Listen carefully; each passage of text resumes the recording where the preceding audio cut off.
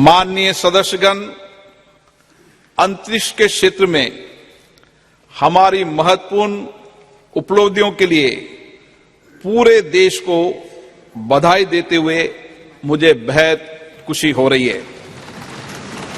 इन उपलब्धियों से प्रत्येक भारतीय गौरवान्वित हुआ है और वैश्विक स्तर पर हमारे देश का कद बढ़ा है। 23 अगस्त 2023 को चंद्रमा के दक्षिणी ध्रुव के पास उतरने वाला पहला देश बनकर हमने एक ऐतिहासिक उपलब्धि हासिल की है। चंद्रयान 3 की मिशन की सफलता हमारे वैज्ञानिकों के अथक प्रतिबद्धता का प्रमाण है, जो निरंतर ब्रह्मांड के सुदूर क्षेत्रों तक पहुंचने का प्रयास करते आए हैं। इस सदन के माध्यम से मैं इस अभूतपूर्व उपलब्धि के लिए इसरो के सभी वैज्ञानिकों और इंजीनियरों और भारत के लोगों को बधाई देता हूं।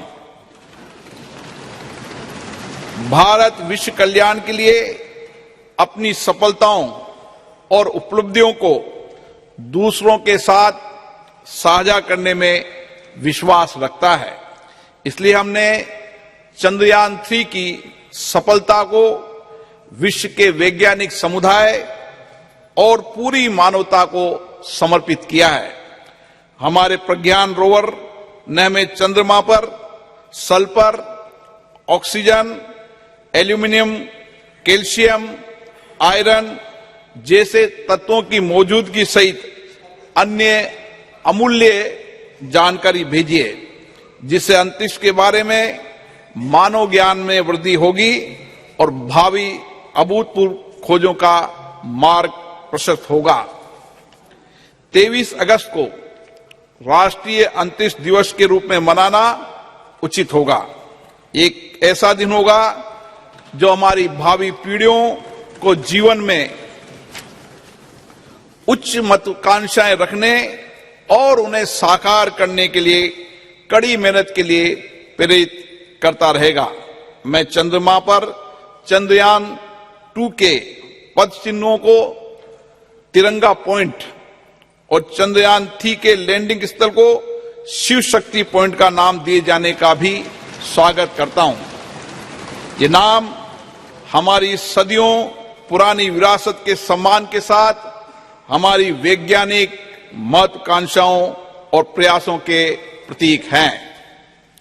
अंतरिक्ष अन्वेषण के क्षेत्र में प्रगति जारी रखते हुए चंद्रयान 3 की सफलता के 10 दिनों के भीतर हमने 2 सितंबर 2023 को अपना पहला सौर मिशन आदित्य L1 लॉन्च किया।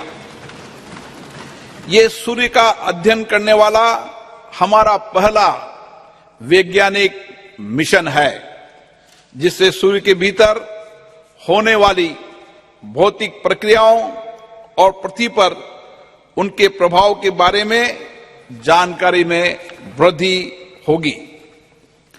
चंद्रयान 3 और आदित्य L1 सफल अंतरिक्ष कार्यक्रम होने के साथ ही भारत की वैज्ञानिक और तकनीकी शक्ति के उदय और हमारी प्रतिभा और क्षमता के प्रतीक हैं। इन दोनों मिशनों में बड़ी संख्या में महिला वैज्ञानिकों ने आगे बढ़कर नेतृत्व किया है, जिससे नए भारत में महिलाओं के योगदान का पता चलता है। इन दोनों मिशनों को पूरी तरह से भारत में डिजाइन और निर्मित किया है। हमारे अंतरिक्ष कार्यक्रम की जो बात दूसरों से अलग करती है, वह हमारी सभी परियोजनाओं में कम लागत। इससे अंतरिक्ष प्रौद्योगिकी में हमारी बढ़ती क्षमताओं के साथ साथ हमारे वैज्ञानिकों की प्रतिभा का परिचय भी मिलता है। इन उपलब्धियों के फलस्वरूप भारत ने अंतरिक्ष के क्षेत्र में विश्व में अग्रणी देशों में अपना स्थान बनाया है।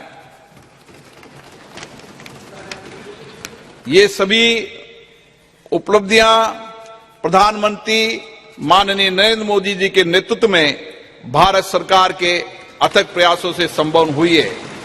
प्रधानमंत्री बनने से पहले भी श्री मोदी जी अंतरिक्ष में गहरी रुचि रही है और चंद्रयान मिशनों के साथ उनका गहरा भावनात्मक जुड़ाव रहा है।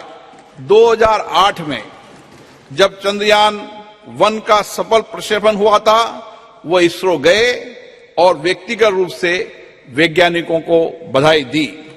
2019 में जब अंतिम समय में कुछ तकनीकी खराबी के कारण चंद्रयान 2 वांछित उद्देश्य प्राप्त नहीं कर पाए, तो उन्होंने हमारे वैज्ञानिकों के बीच जाकर उन्हें विफलताओं की चिंता किए बिना लक्ष्य प्राप्ति के प्रयास के लिए प्रेरित किया।